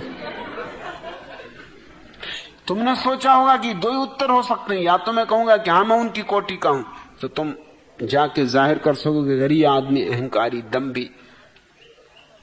या तुम कहोगे कि यह आदमी कहेगा कि मैं उनकी कोटि का नहीं हूं, तो तुम पूछ सकोगे फिर आपको लोग भगवान कहते हैं, आप इंकार क्यों नहीं करते?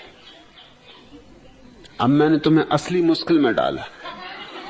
न मैं उनकी कोटि का हूं, न वो मेरी कोटि के। वो अपने ढंग के भगवान है, मैं अपने ढंग का भगवान।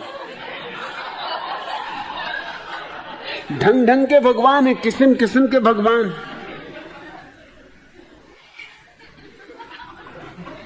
लेकिन तुम्हारा कोई पूर्वाग्रह होगा। ये जो तुम 4-5 नाम गिनाए हैं, इनमें से कोई एक आध नाम तुम्हारा पूर्वाग्रह होगा। तुमने 4-5 में छिपाने की कोशिश की है। संशय किस लिए उठ रहा है तुम्हें? और मैं कौन हूं इसमें तुम्हें संशय की क्या जरूरत? तुम अपनी फिक्र करो कि तुम कौन हो, उससे तुम्हारी नाव पार लगेगी। मैं कौन हूं और कौन नहीं हूं, इससे तुम्हें क्या चिंता? मेरी चिंता होनी चाहिए, मुझे फिक्र होनी चाहिए। अरे यार पेड़, कब से यूं ही खड़े हो? किस बात पे अड़े हो? क्या पैर दुखा नहीं? तन तुम्हारा थका नहीं? ऐसा भी क्या तन्ना, इतना भी क्या चौकस रहना? चलो तुम्हें टहला लाएं, कुछ दूर की सैर करा लाएं, और नहीं तो कम से कम एक कप काफी ही पिला लाएं। चलोगे तो हिलोगे, नई हवा में नया कुछ सुनोगे, शायद मुक्त मन से उसे गुनोगे। फिर तबीयत करे तो यहीं लौट आना या और आगे बढ़ जाना। ओह बड़े जिद्दी हो, चलो भी, पुराने से इतना क्या चिपटना, चेतन होकर भी ऐसा क्या जड़ होना। मगर बस लोग यूं हैं पेड़ों की तरह गड़े खड़े। और हम तो ऐसे अजीब लोग हैं, गड़े होने से हमारा इतना मोह है कि हम चलती हुई चीज को भी गाड़ी कहते हैं। गाड़ी यानी गड़ी हुई, चलती हुई चीज को भी गाड़ी कहते हो। रेलगाड़ी कि बैलगाड़ी कि घोड़ा गाड़ी, चलती हुई चीजों को गाड़ी। गाड़ी से कैसा मोह है तुम्हारा? खुद तो गड़े खड़े ही हो। चलो जरा मेरे साथ चलो, और नहीं तो कम से कम एक कप काफी ही पिलाना। चलोगे तो हिलोगे, नई हवा में नया कुछ सुनोगे, शायद मुक्त मन से उसे गुनोगे, और फिर तबीयत ना लगे तो यहीं लौट आना या और आगे बढ़ जाना। मगर ऐसे चिपके हैं लोग अपनी अपनी धारणाओं से। वे धारणाएं चाहे कितनी ही मूढ़तापूर्ण क्यों ना हो, चाहे उन धारणाओं के पक्ष में एक भी प्रमाण न हो, मगर चिपके हुए।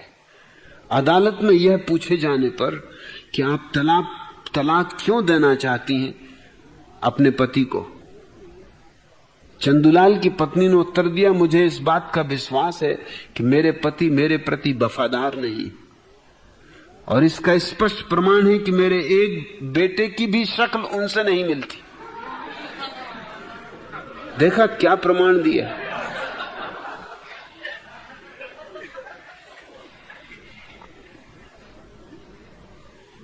अहमक अहमदाबादी अपनी पत्नी से बोले, बार बार मैं तुम्हारे मुंह से बेवकूफ शब्द सुन रहा हूं, उम्मीद है कि तुम मुझे नहीं कह रही हो। पत्नी बोली, आप अपने आप को समझते क्या हैं? क्या दुनिया में आप अकेले ही बेवकूफ हैं?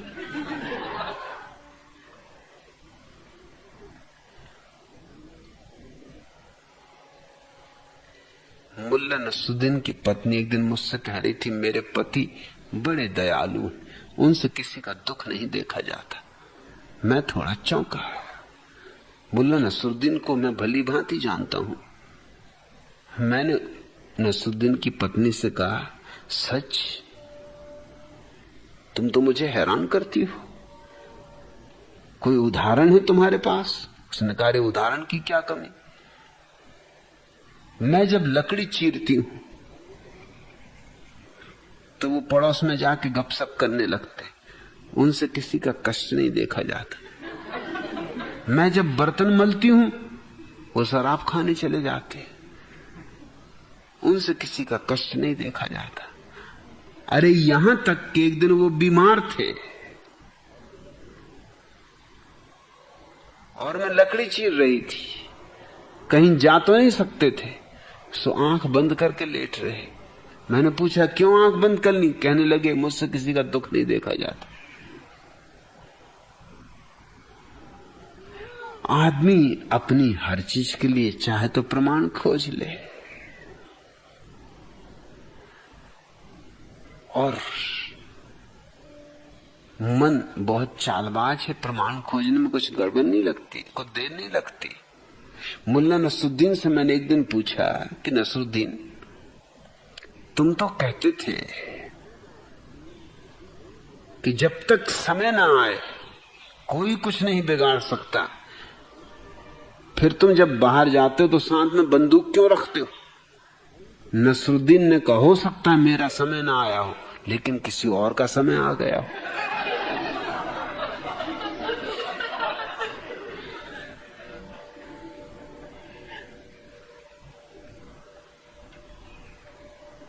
तुम अपने संबंध में सोचो, कैलाश कोठारी,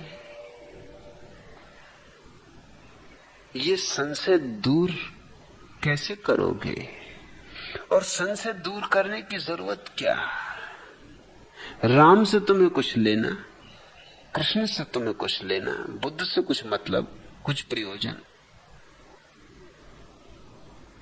मैं कौन हूं, क्या हूं, इससे तुम्हें क्या? मिलेगा? जान भी लोगे तो क्या मिलेगा? संशय रहित भी जान लोगे तो क्या मिलेगा?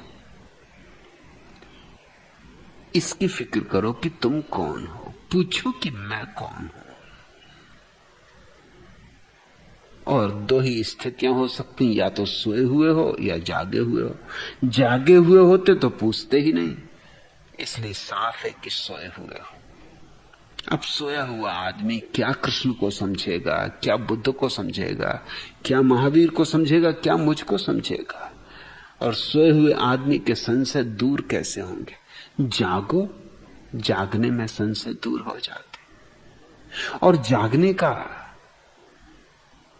जो अभूतपूर्व क्रम, वो तुम्हारे भीतर घटना है, मेरे भीतर नहीं घटना। मैं तो जाग चुका, मेरे तो सारे संशय दूर हो गए। सच पूछो तो मैंने कभी किसी से कोई प्रश्न पूछा ही नहीं।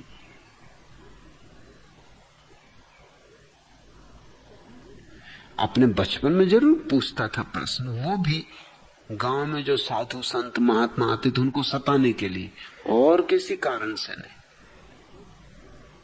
सिर्फ सताने के लिए।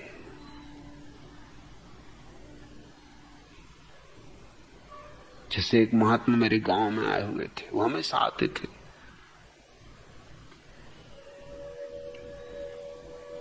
उनका व्याख्यान होता था गांव में, जो राम मंदिर था उसमें। राम मंदिर में जब किसी का व्याख्यान होता था तो मुझे घुसने नहीं देते थे। वो कहते कि तुम और किसी समय 24 घंटे राम मंदिर तुम्हारे लिए खोला है, मगर जब किसी का प्रवचन हो तब नहीं। मैं कहता कि भाई मेरे को संशय है। राम मंदिर का पुजारी कहता कि भैया मुझे पक्की तरह पता, तुम्हारे कोई संशय नहीं, तुम सिर्फ उस बेचारे को परेशान करना चाहते हो। हम तो किसी तरह महात्मा जी को लिवा के लाए, और मैं तुम्हें सच कह देता हूं कि आने के पहले महात्मा जी ने कह दिया था वो छोकरा तो नहीं आएगा। वो लोग,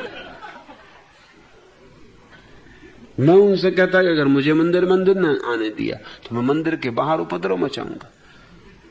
मैं लोगों से कहूंगा ये किस तरह के महात्मा कि मेरा संशय दूर नहीं करते।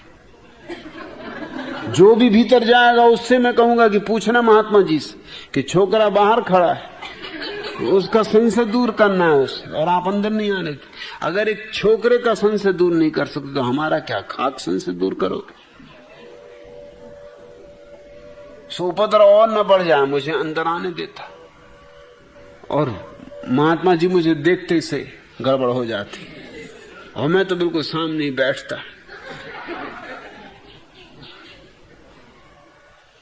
वो एक शब्द तौल के बोलते, क्योंकि वो जानते कि मैं कोई भी शब्द पकड़ लिया तो मुश्किल खड़ी हो जाएगी। जैसे वो एक दिन बोल रहे कि शरीर तो मिट्टी। मैंने कहा ठीक, अगर मैं 2-4 चपत आपको लगा दूं तो आप नाराज तो नहीं होंगे? अगर शरीर मिट्टी है तो इसमें क्या नाराजगी? अरे क्या तुम्हारी मिट्टी, क्या मेरी मिट्टी, सबकी मिट्टी मिट्टी।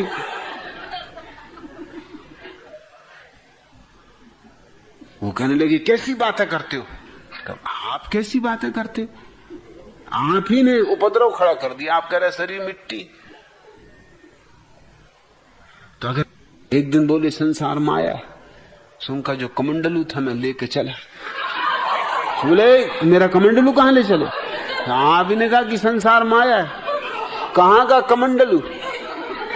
कौन ले जाने वाला? किसका?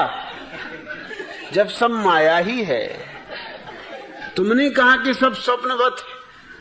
महाराज स्वप्न देख रहे हो कमंडलू का, और ये भी स्वप्न देख रहा है कि कोई कमंडलू ले जा रहा। स्वप्न में ही बड़बड़ा रहा है, कहां कमंडलू ले चले? कैसा कमंडलू? अरे बोले रखो मेरा कमंडलू। वैसे और लोगों ने भी कहा कि भाई छोकरा बात तो ठीक कह रहा, आप ही समझा रहे, कोई नहीं। मैं परिपूर्ण रूप से जानता हूं कमंडलू सत्य है, बिल्कुल माया नहीं। माया जैसी कोई चीज ही नहीं है।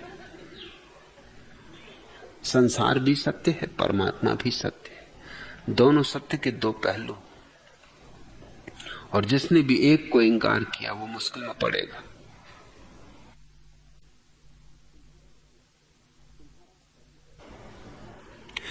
तुम्हारा बात तो पक्की समझ लो कि तुम मुझे मुश्किल में नहीं डाल सकते। मुश्किल में डालने के जितने ढंग हैं वो सब मुझे आते।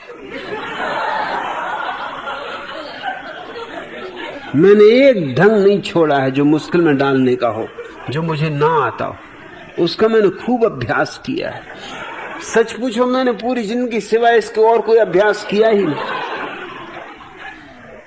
स्कूलों में अध्यापकों पे आजमाया, कॉलेज में प्रोफेसरों पे आजमाया, सभाओं में नेताओं पे आजमाया, सत्संगों में महात्माओं पे आजमाया। मैं एक ही अभ्यास किया हूं जिंदगी। मुझे कोई मुश्किल में नहीं डाल सकता, यह असंभव है। जब मैं प्रोफेसर हुआ तो मेरे प्रधान ने मुझे कहा कि देखो, अभी तुम नए नए हो, छोकरे इस कॉलेज के बदमाश हैं। मैंने कहा आप उनकी फिक्र मत करो। 6 साल में कॉलेज में विद्यार्थी रह के ऐसा ऐसा अभ्यास किया हूं कि उन छोकरों को पानी पिला दूंगा। बोले क्या कहते हो? तो बहुत बदमाश छोकरे और सिवाय उपद्रव के कुछ भी नहीं करते। मैंने कहा तुम फिक्र तो छोड़ो, अगर न वो शिकायत लाए तुम्हारे पास कि भाई ये कहां का अध्यापक ले आया, ये हमको परेशान किए दे रहा है। और वही हुआ। 2-4 दिन बाद उन्होंने कहा, क्योंकि मैंने पहले दिन से उनका अभ्यास शुरू कर दिया। लड़के लड़कियां अलग अलग बैठे थे, मैंने कहा इकट्ठे हो जाओ। चौंके लड़के लड़की। मैंने कहा इतने दूर बैठोगे, चुटैया कैसे खींचोगे? न लड़कियों को मजा आया, न तुम्हें मजा आया, न मुझे मजा आया। चलो इकट्ठे हो जाओ, जैसे दूध में पानी मिल जाता है इस तरह मिलो। वो एक दूसरे की तरफ देखें कि ये हो क्या रहा। अध्यापकों का काम तो कांस्टेबल का है, जो बीच में खड़ा रहे, लड़के अलग लड़कियां अलग। और मैंने कहा मैं पढ़ाना शुरू नहीं करूंगा जब तक तुम मिल। मैंने जबरदस्ती उनको मिलवा जुलवा दिया। अब बैठे सुकुड़ पुकुड़ के, वैसे तो चिट्ठियां फेंकते, चिट्ठियां फेंके, कंकड़ मारे। मैंने कहा कंकड़ कहाँ है, चिट्ठियां कहाँ है? एक लड़के ने कहा आप बातें कैसी करते हो? मैं खीसे में कंकड़ लाया था। मैंने कहा ये लो, बिना कंकड़ के मजे ही क्या आएगा? अरे मारो कंकड़। और लड़कियों से मैंने कहा कि तुम्हारे लिए भी लाया हूं। और दूसरे खीसे से मैंने और बड़े कंकड़ निकाले तो ये तुम लो। ऐसी खोपड़ी पे बजाओ इनकी। वो तो बहुत घबराए कि पढ़ाई लिखाई क्या हो। तो कॉलेज आते 6 साल में भी कॉलेज में रहा, पढ़ाई लिखाई मैंने कभी की नहीं, न तुमको करने दूंगा।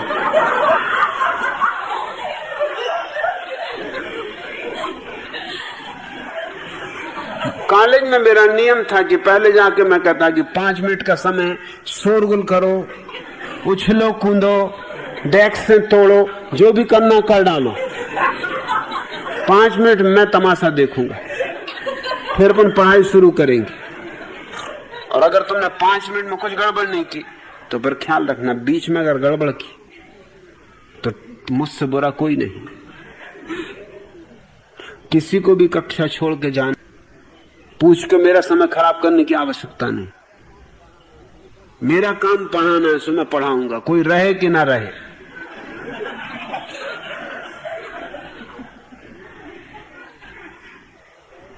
प्रधान ने मुझे बुलाया कि लड़के ऐसी ऐसी बातें कह रहे हैं कि आप कंकड़ पत्थर खीसा में लाते हो। मैंने कहा बच्चों की, विद्यार्थियों की सेवा करना ही तो अध्यापक का कर्तव्य।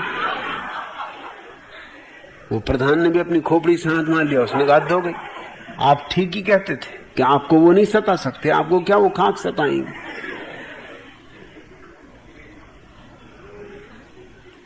संशय तुम कहते हो कैलाश में नम्रता दिखला रहे हो भारतीय ढंग की कि मेरे संशय दूर करें।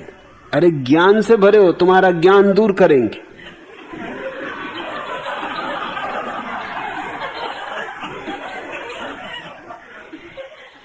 तुम्हारा संशय वगैरह कुछ भी नहीं है। अज्ञानी को कहीं संशय होता है? अज्ञानी कहता मैं जानते नहीं, संशय क्या खाक करूं। संशय होता है ज्ञानी को, पंडित को। तुम्हारा पांडित्य तुम्हें दिक्कत दे रहा है। तुम्हारे पांडित्य के कारण तुम्हें न मालूम किस किस तरह के सवाल उठ रहे होंगे। जरा टिको कुछ दिन यहां। सब जब तक बिल्कुल आदमी अज्ञानी ना हो जाए तब तक छोड़ते ही नहीं। और एक दफा अज्ञानी हो गए फिर तुम पक्का समझो, जिसको मैंने अज्ञानी बनाया उसको इस पृथ्वी पे कोई ज्ञानी नहीं बना सकता दोबारा।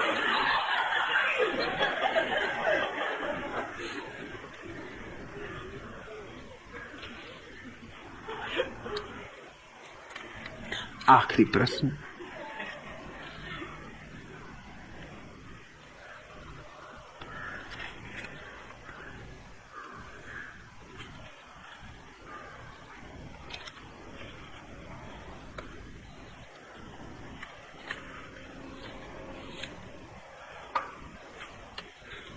भगवान, कल आपने सेंट पीटर और 3 स्त्रियों की कहानी सुनाई, कृपया बताएं कि फिर उसके बाद क्या हुआ।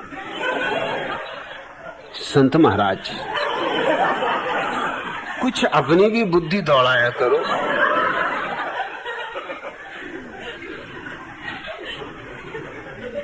कोई भी कहानी कभी पूरी नहीं बताई जाती।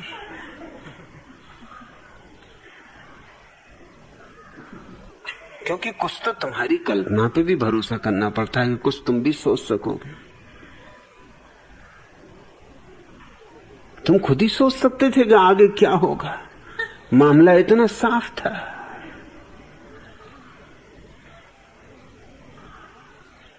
भैया होगा क्या, जो होना था वही हुआ। सेंट पीटर उन 3 स्त्रियों से किसी तरह निपटे ही थे कि फिर 3 देवियां आ पहुंची। इनमें से एक के मुंह पर सफेद मुंहपट्टी बंधी थी, वह जैन साध्वी थी। दूसरी एक खूबसूरत फ्रेंच मॉडल गर्ल थी और तीसरी एक रजनी सी सन्यासिनी थी। सेंट पीटर ने सबसे पहले फ्रेंच लड़की से उसकी कमर के निचले हिस्से की ओर इशारा करके पूछा, इसका तूने क्या उपयोग किया? वह सुंदरी इठलाकर बोली, इसका उपयोग मैंने अपने 8 विवाहित पतियों और करीब 150 प्रेमियों के साथ मजा मौज लूटने में किया। साथ ही साथ भिन्न भिन्न प्रकार की मुद्राओं के फोटोग्राफ निकलवाकर धन कमाने और मॉडल गर्ल की तरह विश्व में ख्याति पाने में भी इसका उपयोग किया। सेंट पीटर ने अपने सहायक से कहा, इसे पकड़कर नरक में डालाओ, यहां पागलों के लिए कोई जगह नहीं।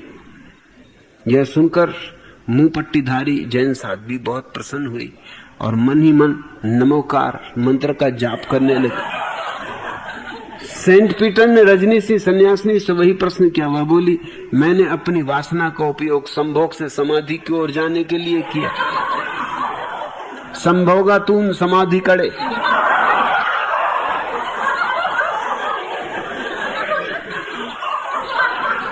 पीटर ने अपने सहायक को आदेश दिया, इन माताजी को मोक्ष ले जाओ। जब जैन साध्वी की बारी आई तो उसकी ओर इशारा करके सेंट पीटर ने फिर वही सवाल दोहराया। साध्वी बोली, जी मैंने इसका उपयोग सिर्फ पेशाब करने के लिए किया। पीटर ने आश्चर्य से पूछा, सच कहती हो? तुमने सिर्फ पेशाब ही की और जिंदगी भर कुछ भी नहीं किया? साध्वी ने लजाते हुए जवाब दिया, आपको कैसे भरोसा दिलाऊं? मैंने सिर्फ पेशाब की और कभी कुछ नहीं, और पेशाब भी सदा सूखी भूमि पर किए, यह भी आपको बता दूं। सेंट पीटर ने अपने सहायकों का, इस औरत को वापस हिंदुस्तान भेज दो। जैन साध्वी बोली, क्यों? आखिर यह मामला क्या है? पीटर ने कहा, बकवास मत करो, चलो भागो यहां से। यह स्वर्ग है, कोई पेशाब घर नहीं।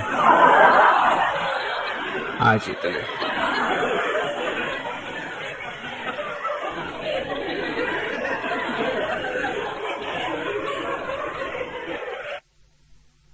अगर यह वीडियो आपको अच्छी लग रही हो तो वीडियो को लाइक और चैनल को सब्सक्राइब करें।